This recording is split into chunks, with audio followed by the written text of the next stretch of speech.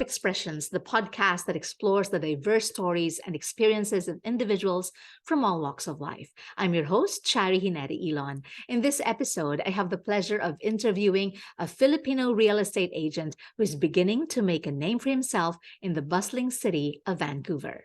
Join me as we delve into his story, his inspiring journey, and as we gain insights into the world of real estate from a multicultural point of view. Please welcome to the show, Russell Dela Cruz. Hi, Russell. Hi, Pichari. Thanks I'm for happy having to me. have you. How are Yes, you thank you for today? the opportunity. I'm doing great, fantastic, even though the sun is not out. You have to get used to it, especially in Vancouver, where we get a lot of rain. So just take a lot of vitamin D and it's okay. Yeah. And I have gone to your office yesterday. You are located at a very nice neighborhood, just 15-minute walk from Granville Island, and you could go see the beautiful sceneries at Granville Island anytime. That's right. That's the nice thing about our city here in Vancouver. You can just walk and you'll reach the seawall, the water, and you see plenty of trees and flowers. So it's always nice to get out and get some fresh air.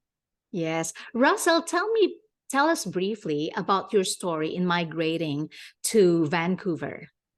Yes, for sure. So it was during pandemic 2020. I was living in Winnipeg, Manitoba. So it's in the prairies, a little bit east or a little bit center of Canada. It was very cold there for half of the year, 6 months. And then during pandemic, when there was lockdown, I decided I think I needed a change or to move in my life. So I decided to pack my bags and move to British Columbia and start a new life, start a new chapter here. Yeah. So, what motivated you to pursue a career in real estate? What motivated me was basically seeing other people having success in the field. The nice thing about real estate is that there is a big opportunity here in Canada and also in British Columbia because there's a lot of people that are buying, selling real estate. So I just thought maybe I could apply myself and offer my customer service to others Mhm. and see if I could also, like you said in the beginning, make a name for myself and build my business here. Yes. Let's talk briefly about your background. Before you became a real estate agent in Vancouver, what was your profession? Yeah, so my profession before becoming a real estate agent was car salesman. Mhm. So I was a car dealer for about 7 years. So I sold Honda and also BMW. I was ranked the top one person in Wow. the whole Winnipeg, Manitoba province for multiple consecutive years. And then I decided to move here and then I started selling BMW. So different product, but same skill set. If Yes. you have the passion and you're genuine, sincere, honest, and you want to help others, then you can pretty much do the same, apply the same technique or skills, and you'll also find success. Yes. And congratulations, by the way, on being the top one car salesman in Winnipeg, Manitoba. What is Mhm. the difference in being a car salesman and a real estate agent? I think with car sales, when you're working at a dealership, people come to you because they already know the brand. So, for example, you're thinking about buying a car and you're thinking about buying a Honda. You go to the Honda dealership, and as a car salesman, it's your job to pinpoint the why they should buy a Honda and why they should buy it from you. So people are already coming in, they have an idea that they want the car. Yeah. In real estate, you have to go out there and tell people what you do, who you are, gain their trust, and show that you are capable and a market expert. Yeah. Okay. So car dealership, you have people coming to you. With real estate, you have to go out and seek your clients. I would say is the biggest difference. And also real estate is the biggest purchase, I would say. Car Yeah. sales, cars is the second biggest purchase, but the biggest purchase that one person or a family makes Yeah. is real estate. Yeah. And also when they sell, it's also one of the biggest decision. A lot of it financially, it's way much more. So there's higher rewards, but there's also a lot more competition, I would say. Correct. Would you say that's one of the challenges that you face being a real estate agent? Apart from going out there and seeking clients, what are the challenges that you face in being a real estate agent, especially a Filipino real estate agent in Yeah, Vancouver? so in Vancouver, predominantly, it's a very multicultural city, and Yes. sometimes there's one race that is more dominant, or there's more of them. So sometimes it can be a little bit of a language barrier, Hmm. but also I use that to my advantage. So I used my own language, which is Tagalog, Yes. to find and seek other Filipinos. And it's all about creating comfortability and making sure that the client feels safe. It's a safe space that they can trust you as their agent that's going to be guiding them towards this journey. Yeah. But yeah, other than that, the other challenge is I'm not from here and I didn't grow up in Vancouver. Yes. So I had to really build from scratch. Correct. And how is the journey of building from scratch, building your name? And I have seen how you're doing good because I have just seen your picture on the signages and I said, "Hey, I got to know this guy. I got to get to know you and interview you in my podcast." Yeah, so it's very daunting, but at the same time, very exciting. It's kind of like a baby, right? Yeah. You see it all the way from the start, and you need to always learn. I always showed up to the office. I'm always listening and asking for advice from the people at the top to see if they have any tips for me, how Yeah. I can grow my business. And then when you serve one client and you successfully help them with the transaction, it's such a good, rewarding feeling. Yes.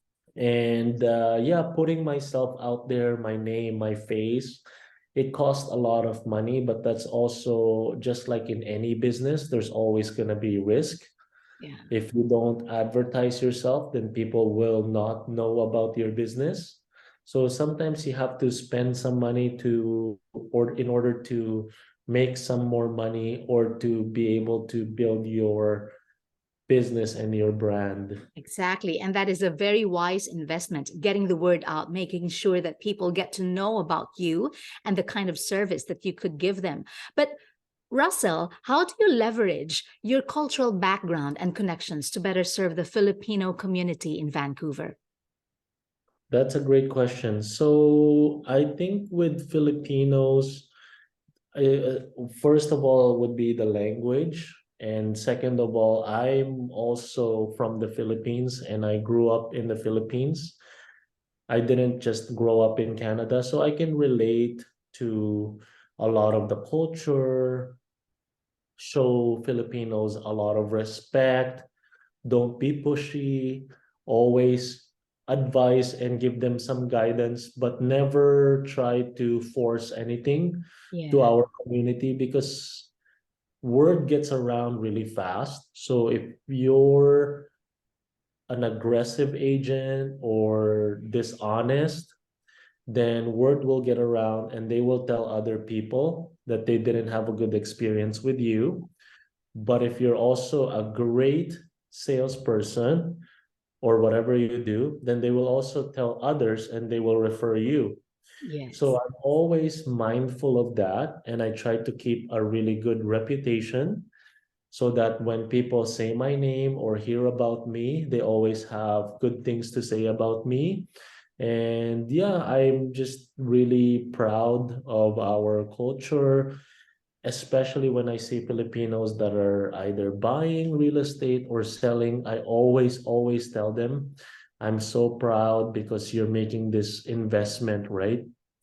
Because either for the future or for their kids, because we see a lot of other races, they are Yeah. very savvy when it comes to business and buying or selling real estate. But when it comes to Filipinos, we don't really have a lot of financial education. Mhm. Nobody's telling us how to get rich or how to get ahead.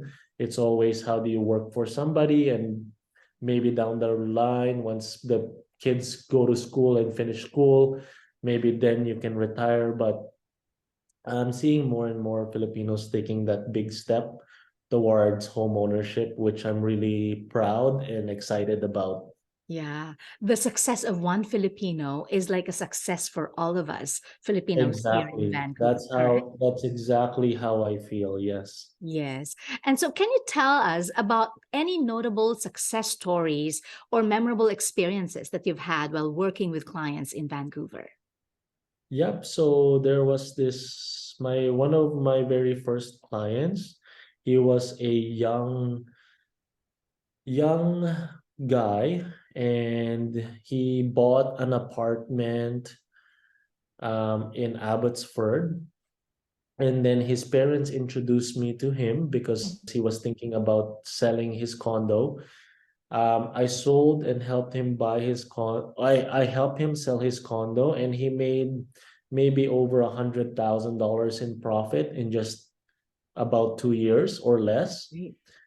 And this was a condo that was in a lower price point, Mhm. because most people they try to aim and sell the higher priced real estate, right?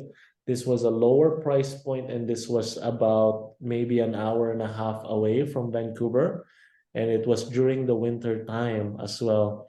So I took this on and I gave it my best shot.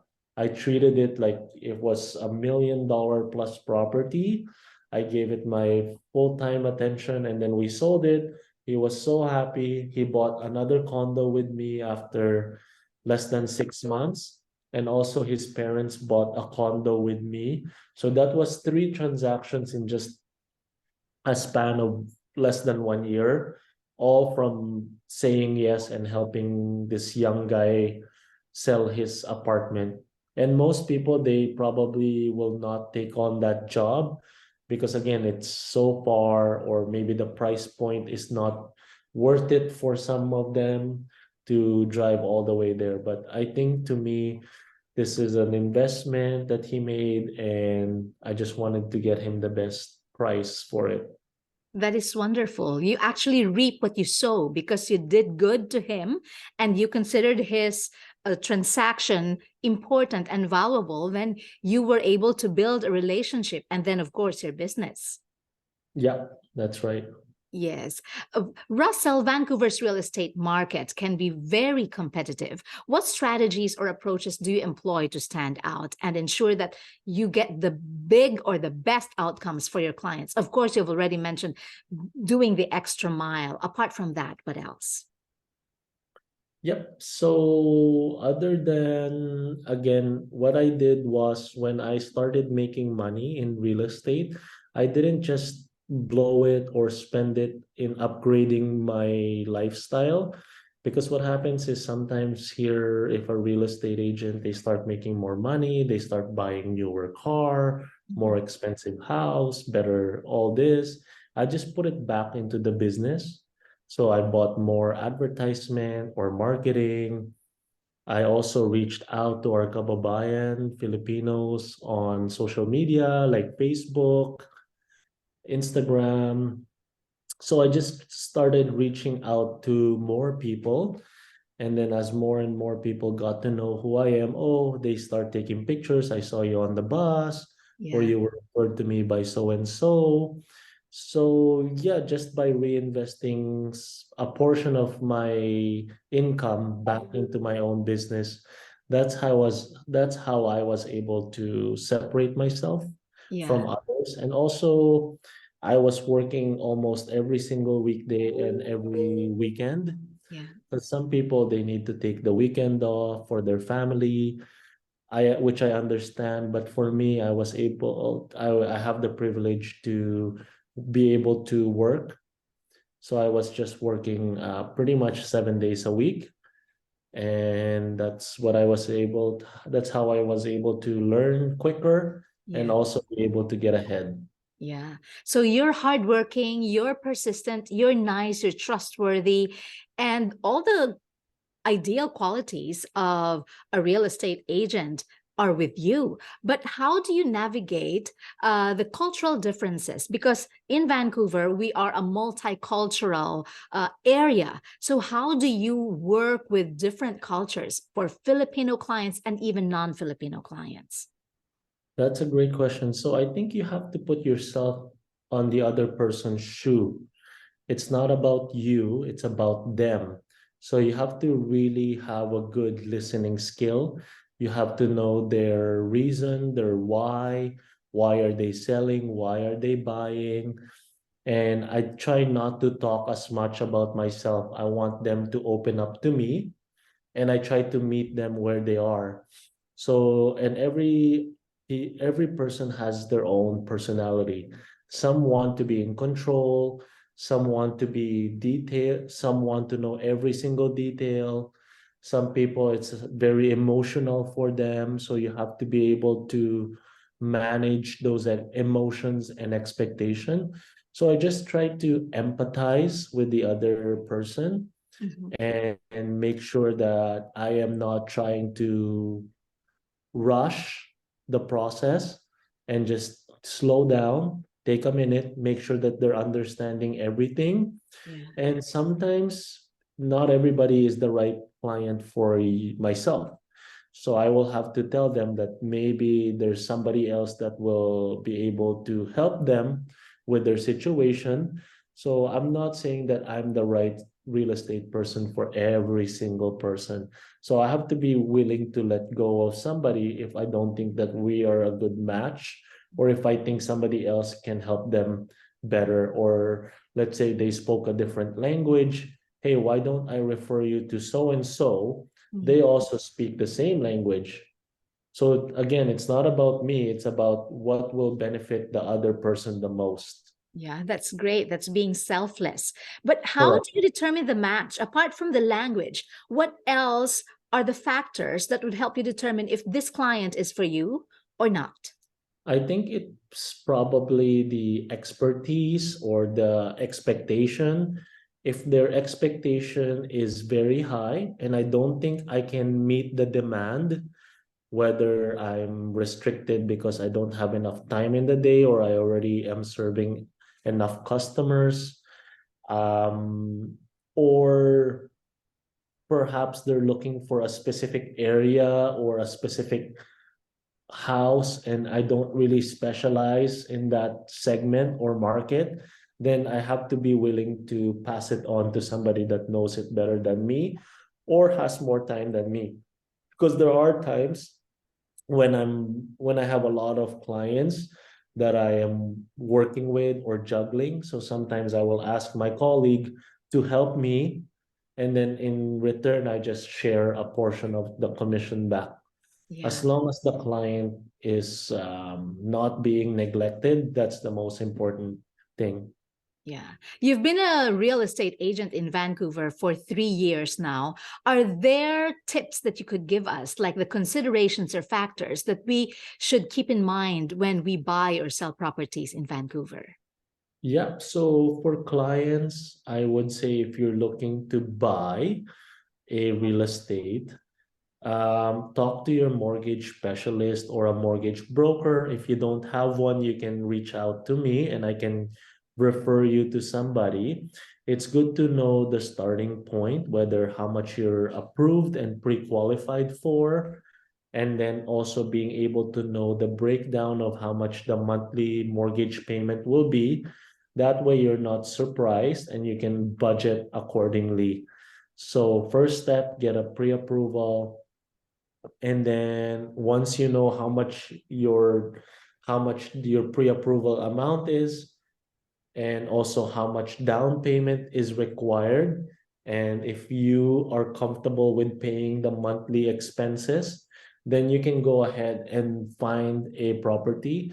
I think if you buy a property now, it's safe to say that in 5 or 10 years, that property is going to be worth more than however much you bought it for. Because in Vancouver, we have so many immigration coming, more people wanting to move and live here, and the city cannot simply keep up with the demand or cannot supply enough housing. So long term, it's a good investment as long as you're not looking to sell it really quick. It's not gambling. It's not like a stock where you buy something and you can make money in 1 or 2 years. Maybe there are a few instances like that, but you have to ask yourself whether you're financially ready and committed to take that step. And if you're not, then just rent and try to save as much money as possible. But keep in mind, think about how long are you going to be renting for? Because if you're going to rent for 10 years and you're paying your landlord, let's say $2,000, that's an equivalent to almost 100 plus thousand dollars that just went to pay down the landlord's mortgage. Or so it would be nice to have a piece of your own property that you can call your own, so that one day, maybe if you have a kid or family relative that you want to pass that on to, they can inherit it, or you can sell it in the future and make some money. That is very sound advice. Very sound Mhm. advice. How about for sellers? You have already given tips for buyers. How about for sellers? For sellers, I would say take a put your lens as a buyer. When you walk into the house, does it feel spacious? Is it clean? Because I usually, almost every time, I tell my sellers to declutter the house. You don't have to do a whole renovation because renovation can cost a lot of money, but decluttering goes a long way. Because if the less items there are in the house, the better it will feel, the more spacious. You want the buyer to envision themselves living in your property or in your house. So I try to just tell them declutter, and then let's make your home as bright as possible. If there's any small problems or issues, let's fix that now so that it doesn't become a problem later on. And then sometimes if they don't have enough stuff, then I can also put some added decoration, or some added furniture just to give it a little bit more color inside. And other than that, I would say, yeah, just try to clean it as much as possible. And if they need help with decluttering or cleaning the house, we have the specialized trades and handyman that can help them with that.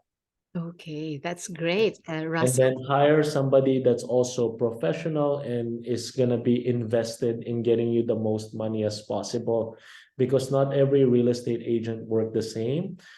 If you want to hire somebody that will pay to properly market the home.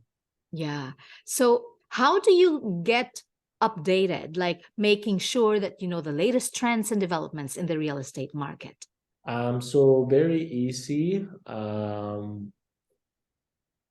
We have what's called the MLS system. It's called multiple listing service. So every day I take a look at the market, what's sold in the neighborhood, what's new, what's active. I talk to other real estate agents. Hey, what's going on? What's happening? And sometimes the government can also introduce some new laws, or they can implement some new laws, or just study economy, Mhm. what's happening in the city, what is being proposed. what is the population expectation and the growth? Are there jobs? Are they laying people off? So when you piece all of those together, then you can have a sense whether is it a good time to buy or is it a good time to sell right now. So because you're hiring me, I this is what I do full time as Yeah. a job. Because most people they only buy or sell maybe once every 5 or 10 years. But for me, I do this every single day. I see the news. I always have my finger on the pulse. Wonderful. So it's always being alert on what's happening. You live and breathe and eat real Exactly. estate. It's the same if I were to hire a personal trainer. They have the expertise, they know the human anatomy, they know what's best for you. You just have to follow their advice. Yeah. That's the same for me. It's all I do, it's all I read, it's all I watch. And yeah, Speaking of advice, Russell, are there any insights or advice that you'd like to share for those who would like to become real estate agents in Vancouver, or shall I say, be someone like you in a similar market? yeah, that's a great question. So for anybody that wants to be a real estate agent, I think most people think it's easier when you watch the TV show of real estate agents or when you're watching somebody else do it. But just be prepared, have some financial safety net, and treat it as a full-time job. Sometimes I see people go into real estate, but they're also doing a part-time job, which I totally understand if you have bills to pay. But if you have some savings, you can and you think that you have the skills, I would highly recommend to go full time and treat it like a full-time job. And that because if you're hiring a lawyer or a doctor, you want them to be a full-time lawyer or doctor, right? Yeah, You won't correct. want to hire a doctor that's also a part-time mechanic. Yeah. You want somebody that's an expert, so read as much as you can and never give up. Sometimes it just takes a long time to build a business. You have to get used to being rejected and hearing no's, but it's okay because if you just keep being persistent and keep on going, eventually you'll find success. And and when you're having wins Mhm. and you're having some sales, don't stop. Keep on building the momentum because too many times when I see somebody and they sell a property, for example, they celebrate and they stop doing everything that they did to get that sale. So I think if you just keep going, build good daily habits, eat good, sleep good, exercise, keep yourself fit in your head and also your body, and just have a goal, like a short term and a long term goal. Yeah, this will be a rewarding career. That's wonderful, Russell. That's very good of you to share those tips. And in your opinion, what sets Vancouver apart from, the real estate market, apart from other cities in British Columbia? And how does that impact your approach as a real estate agent? That's a good question. So Vancouver is almost synonymous to a lot of the tourist places, right? Where like if you say New York or Los Angeles or Italy and then Vancouver, Canada, we have such a beautiful city because we have mountains, we have ocean, we have good weather, lots of good food and restaurant. And yeah, we're lucky to be able to live here. So for me, I just want to be able to share that experience with others. Um, and just being proud of the city that you live in. There's such a good opportunity here in Vancouver. So, sorry, your question again was So, just yeah, how would you, shall I say, separate, differentiate Vancouver differentiate. real estate from other cities? How I would differentiate it is that it's a city that pretty much sells itself. So Yeah. you don't really need to sell it hard. Once the people come here, and they see what we have to offer, I think they can make the decision for themselves that they want to stay here and plant some roots here for the long term. Mhm. So I'm actually the type of person that don't like to convince somebody if they should do one thing or another. I just show and share my own experience. Mhm. And then if you would like to do the same thing, then I can help you. But that's definitely one of the big differentiator. And also we can have a good balance here because there are some cities there out there that are too busy, let's say Toronto. But here I think it's good if you're wanting to raise a family, if you want to build a career, if you want to do both. I think this city offers all of that. Yeah. Are there any specific neighborhoods in Vancouver that you would recommend for Filipino families or individuals who would like to settle down? I would say that it all depends on the kind of lifestyle and also affordability. As Mhm. much as I want to say you should be in one neighborhood, but if the price is too high, then Yeah. it's also not going to be a good um, experience for the family because you don't want them to be financially burdened. Yeah. But if you can find anything pretty much in East Vancouver or Burnaby or Coquitlam, these are all good areas. There's so many good pockets and areas in Metro Vancouver to name them all. Yeah. Uh, and as long as depends also on the size of the family, if they have one kid or two kids or three kids.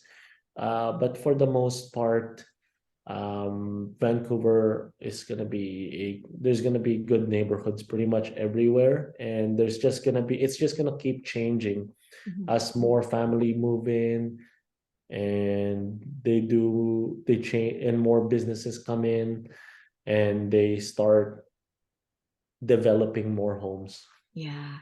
You appear and sound to be very focused at what you do, Russell. Like you know what you want and you pursue it. You are hardworking, you're persistent, and you are making sure that you are knowledgeable at what you do and the updates and the trends in the real estate. What do you enjoy most about being a real estate agent? And why do you try to be the best at what you do? What I would say what I enjoy the most is every situation is unique. Mhm. There's no one thing that is exactly like the other. And I think it's always like a puzzle that is needing to be solved. This person's situation needs to be solved this way. And I think when I see that the clients are very happy with their decision, when I see them move into their new home where they can start a new chapter or grow their family, that's a very rewarding feeling for me. And I think sky is the limit in the business. There's not there I can't say that, oh, I'm happy to achieve X. I think I can always set higher goals every year or every month. I can challenge myself. I can also there's so many different avenue. I can teach others. I can help and build a team. I can serve more people, but I think a lot of the excitement just comes from being able to really help a family, especially if they think, especially when you blow their expectation, when they're expecting one thing and then you just deliver over and above, Yes. and they have a really good experience with you. Mhm. Finally, Russell, how do you see yourself contributing to the community in the future? So, how I see myself contributing in the future is probably to teach others. So, the new generation, the younger men or women, boys, girls, if they ever want to go into the industry or maybe they want to start their own business, I want to be a resource for them that and show them that if I was able to do it, somebody that came from the Philippines moved here less than 2 years ago, or 3 years ago in Vancouver, and I was able to do it from scratch. I think anybody can also do it if you put your heart, mind, soul, and body to it, and just keep your values intact no matter what. Because sometimes when we start making more and more money, we also tend to become distracted by other pleasures or material stuff. And I think those are nice reward, but I think by giving back to your community, your church, other people in need, charities, or just being able to offer your knowledge and expertise. Hey, how were you able to do this? I want to be able to share that with others. So I think I want to be more of a mentor Yeah. or somebody that people can call if they have any questions about their business. That's wonderful. And you sharing your story and your insights here on Life Expressions is already one step forward to being a mentor, because they could just listen to this podcast and hear a lot and know more about real estate and on how to be a successful individual, not just in the field of real estate, but on any endeavor that they would like to take upon themselves. So thank you so much, Russell, for your time and for sharing your story and your insights. You're welcome, and thank you so much for having me here. It was really great. And if anybody would like to learn more about me or have any questions, feel free to reach out. You can Google my name. It's Russell Dela Cruz, and all my contact information should be out there. Wonderful. Yes, Russell Dela Cruz, and it's russelldelacruz.com, correct? Yep, russelldelacruz.com, or if you just type my name, probably I will show up one website or another. So For it's very sure. easy to reach out to me. Don't hesitate. Don't feel shy. Text me, call me, and if in case I'm busy, I will always try and get back to you. Yes, as you did with me. Thank you so much, Yeah. Russell. Thank you so much, Ate Yes, Chai. yes. Thank you. This has been a wonderful conversation. I look forward to seeing you again. Perhaps we could have another cup of coffee, and this time you being my real estate agent. Sounds good. I like to hear that. Yes, wonderful. Thank you so much for watching and listening to Life Expressions. I'm your host, Chari Hinari Elon, and with me is Russell De La Cruz. If you have any stories or experiences you'd like to share, please reach out. Just message me on Life Expressions. Don't forget to share this episode. If you like this episode, share it with your friends. And don't forget to hit that like or subscribe to Life Expressions. Till next time.